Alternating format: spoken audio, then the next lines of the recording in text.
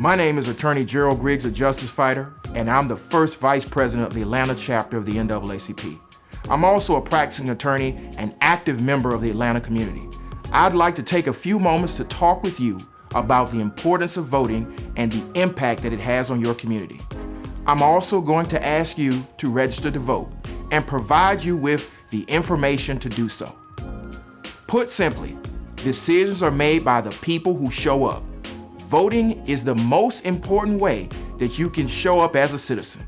It can be easy to feel like that your vote doesn't matter, especially when the news focuses on big political debates that are happening somewhere else.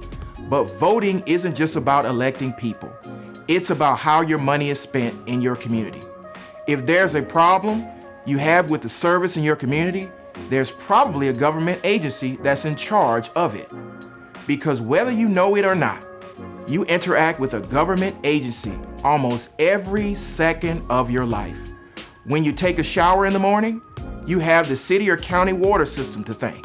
When you walk out of the door, the roads and sidewalks you walk and drive on are managed by one of those departments, while the bus or train might take you to work and back is handled by another one. And if anyone you know receives assistance from WIC or SNAP, that money comes from the federal government. And the amount each person receives was decided by a person who was elected for office. Law enforcement officials, such as the sheriffs and the prosecutors, are elected officials. In most cases, so are the judges.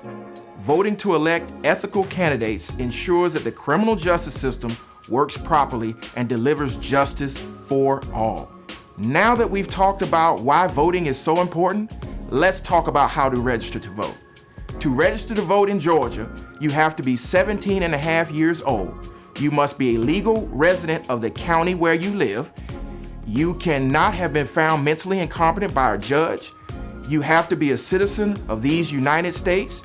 And if you've been convicted of a crime, you must have completed your probation or parole before becoming eligible to vote. Registering to vote is absolutely free. No one can force you to pay to register to vote. However, you do have to have a state-issued ID in order to vote, the most common being a driver's license. If you already have a driver's license, you can register to vote within a matter of minutes from a computer or a smartphone by clicking the link below. If you don't have a state-issued ID, there are several ways you can obtain one. You can get a free voter ID card by going to your local driver services office or by going to the county registrar's office. In order to do this, you must provide them with a non-photo ID that shows your legal name, such as a birth certificate or a social security card, and documentation that shows your name and address, such as a utility bill. If you don't have the necessary documentations, we can recommend that you check out spreadthevote.org. They provide free help in obtaining your documentation and voter ID card. In the major cities, only 15% of the people show up to vote in local elections. So if you want to see criminal justice reform in your neighborhood, or you want to see evidence-based programs like RED installed in your community, but you stay home on election day, then you've missed your chance to have a say. Change won't happen by accident.